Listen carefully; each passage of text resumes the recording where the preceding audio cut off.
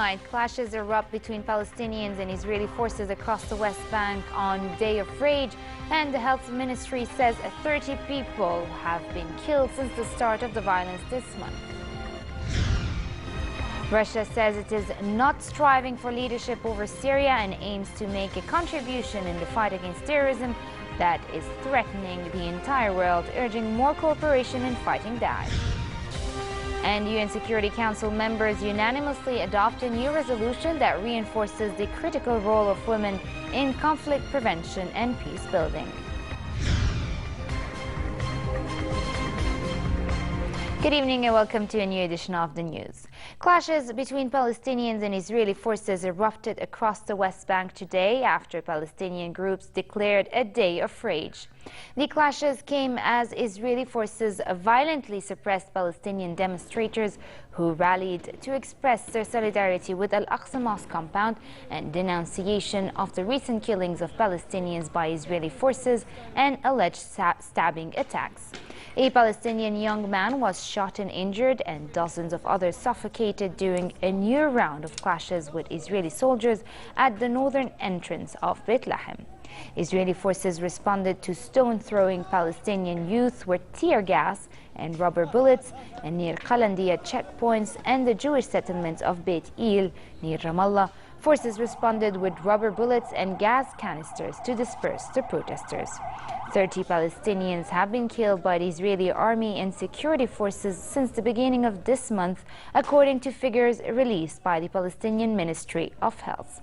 The ministry said over 1,400 Palestinians were injured by live ammunition and rubber-coated steel bullets used by Israeli forces during clashes across the West Bank, Jerusalem, and the Gaza Strip. During a news conference in Ramallah, PLO Secretary General Saeb Ariqat said the Palestinian leadership has given instruction to appeal to the International Criminal Court. Ariqat asked the United Nations Special Rapporteur on Extrajudicial Summary and Arbitrary Execution, Christoph Haynes, to visit the occupied Palestinian territory and start an immediate investigation into field executions carried out by Israeli security forces and Jewish settlers. We hold the Israeli government entirely responsible for the war crimes against our people and for this wave of violence, chaos, extremism and bloodshed. Our decision today, according to the instructions of President Mahmoud Abbas, is to go and appeal to the International Criminal Court, to hold the Israeli Prime Minister, his Defense Minister and the leaders of his security forces responsible for what is happening. Here in Amman, a Minister of Foreign and Expatriate Affairs, Nasser Joudeh, called for an immediate cessation of Israeli attacks on Palestinians that constitute stark violation of international laws and treaties. Joudeh was speaking at a meeting with UN Middle East Peace Envoy Nikolay Mladinov, during which he discussed ongoing developments in the Palestinian territories. Joudeh highlighted Israeli violations in Al-Aqsa Mosque compound, reiterating Jordan's condemnation of such actions against holy sites in Jerusalem. And Arab League Secretary General Nabil Al-Arabi called for the formation of an international body to protect Palestinian people from Israeli aggression. The statement came during an emergency meeting held at the Arab League headquarters in Cairo, where permanent members deplored Israeli violation in Jerusalem. A statement by the meeting declared Arab League members were considering taking legal action against Israel. United Arab Emirates representative at the Arab League, Mohammed bin Nakhira, said all the necessary measures will be taken to protect the Palestinians. An international body to protect the Palestinian people is now a vital necessity due to the continuation of Israeli aggression and their breach on the Palestinian people and their national rights. Arab efforts have to unite to provide this protection and to exert all efforts and knock on every door. Over to Syria, where the Russian Air Force has made 88 sorties, hitting 86 Daesh targets in Syria in the last 24 hours, according to the representative of the Russian Defense Ministry, Major General Igor Konashenkov. Speaking at a news briefing, he said the sorties hit Daesh stronghold in Raqqa, Hama, Idlib, Latakia and Aleppo.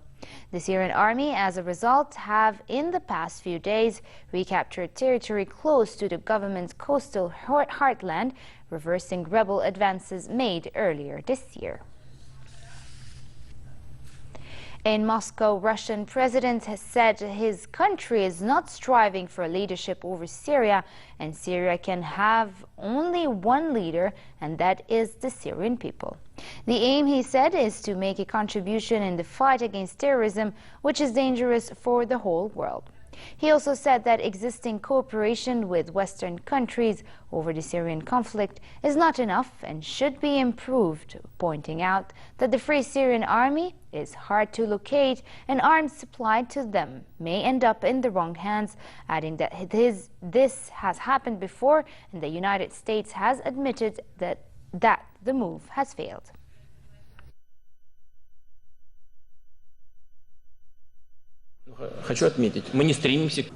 Give us the targets that you consider 100% terrorists. No, we are not ready for that, was the answer. Then we thought and asked another question. Then tell us where we should not shoot. There was also no answer. What should we do? We should work with the people on whom we have influence, us, the United States, Europe, in order to put them at the negotiation table and finally start the process of political resolution. Russia's Foreign Minister Sergei Lavrov, meanwhile, said Russian bombing operations in Syria do not mean burying the necessity for a political process, but on the contrary underline the importance of supporting the political efforts. Lavrov was speaking at a meeting in Moscow with the UN Special Envoy for Syria, Staffan de Mistura, adding that de Mistura's initiative met the goals for what he called the unification of all healthy forces. De Mistura said that while Russia's military involvement in Syria has changed the dynamic of the situation, there could be no military solution. The Russian military intervention has been definitely a new factor and certainly has changed the dynamic of the whole situation. We have to take that into account and to make sure that at the same time we don't forget the fact that there is no military solution to this conflict, and I think you have been saying it, and we will be discussing the details. And in Iraq, the Iraqi military has begun bombing Daesh terrorists with help from a new intelligence center with staff from Russia, Iran and Syria, according to the head of the Iraqi Parliament's Defense and Security Committee, Hakim al-Zamili. The center has been operational for about a week, and it provided intelligence for airstrikes on a gathering of Daesh members, he said. Iraqi warplanes bombed a convoy this week that was thought to be carrying Daesh leader Abu Bakr al-Baghdadi, based on an information from the center, said Zamili. However, security officials later said Baghdadi was not in the convoy. Some 3,000 migrants crossed into Serbia from Macedonia on foot this morning as the continent's gravest refugee crisis show no sign of easing. Large numbers of people escaping conflicts in Syria and other countries in the Middle East continue to travel along the Balkan route, passing through Turkey, Greece, Macedonia and Serbia on their way towards Western Europe. The most dangerous part of their journey is crossing the Aegean Sea between Turkey and Greece, usually done in small rubber dinghies. On average, some 6,000 people are entering Serbia this way every day. For the vast majority, the goal is reaching Germany, Sweden and other wealthy countries in Western Europe in the hope of rebuilding their lives and reuniting with their families who had already made the journey. The United Nations Security Council held an open debate on women, peace and security after member states unanimously adopted Resolution 2242, a new resolution that reinforces the critical role of women in conflict prevention and peace building. UN Secretary General Ban Ki-moon called on members to do more to achieve gender equality around the world and said more needs to be done to combat extremists, namely those who target women and girls. The debate came ahead of the 15th anniversary of the adoption of Resolution 1325, hailed as a roadmap to promote, among other steps, women's full engagement in peace negotiations, gender balance in post-conflict governments, properly trained peacekeepers and local security forces, protection for displaced women, and accountability for sexual violence. Groups such as Daesh and Boko Haram have mercilessly targeted women and girls. For example, the systematic killings, torture, rape, and sexual slavery by Daesh against the Yazidi community may amount to war crimes, crimes against humanity, and genocide.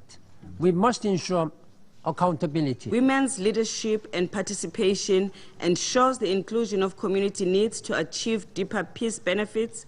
It improves our humanitarian assistance. It strengthens the protection efforts of our peacekeepers. It contributes to the conclusion of peace talks and the sustainability of peace agreements. It enhances economic recovery after conflict, and it helps counter violent extremism. Iran's parliament passed a bill supporting the country's nuclear deal with world powers, signaling a victory for the government over conservative opponents of the agreement and clearing the way for its implementation.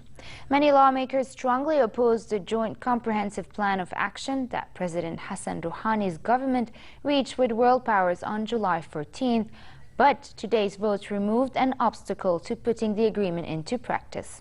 The bill was passed with 161 votes for, 59 against, and 13 abstentions. The bill stipulates that inspectors from the UN nuclear watchdog, the IAEA, needs approval from a top Iranian security body before visiting military sites, and also calls on the government to continue developing its military power.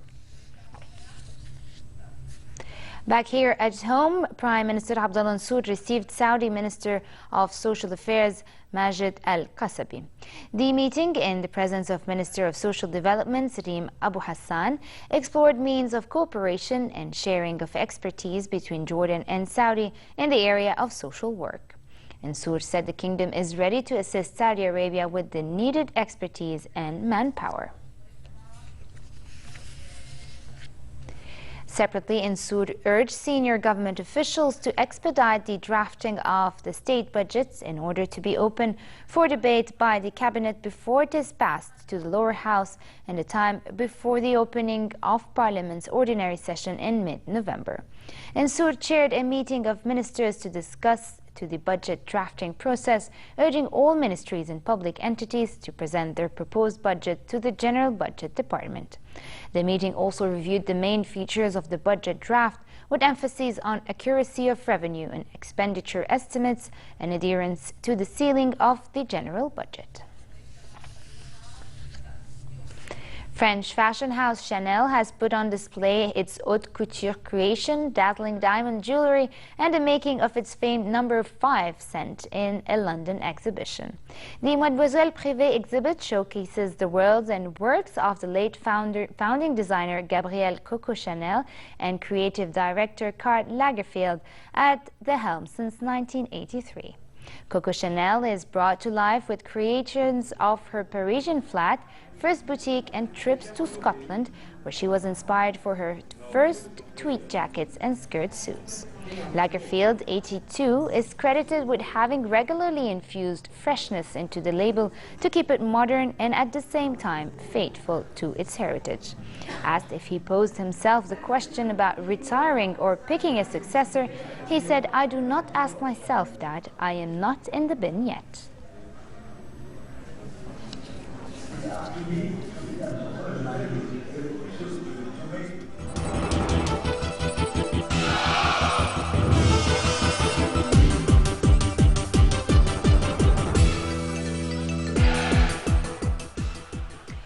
We begin with football. Real Madrid forward Cristiano Ronaldo was awarded the Golden Shoe for being the top scorer in Europe's domestic leagues, making him the first player to win 4 such awards.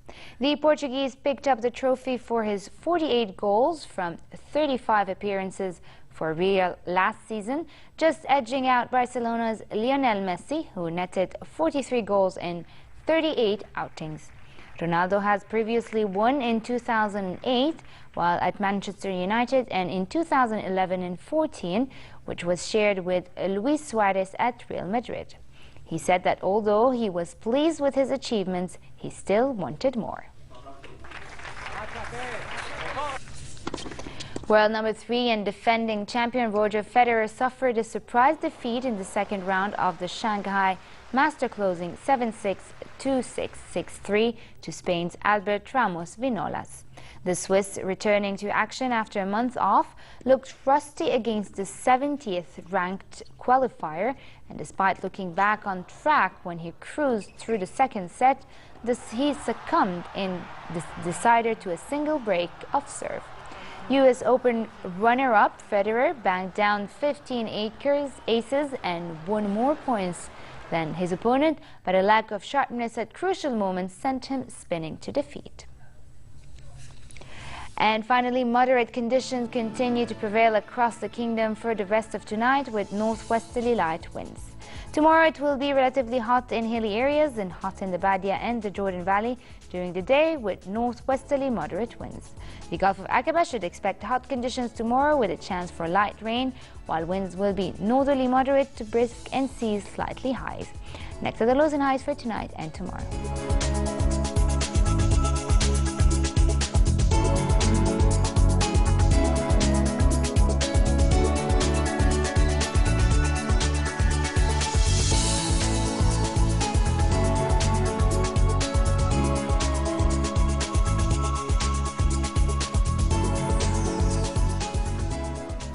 And to end the news, here's a recap of our top stories.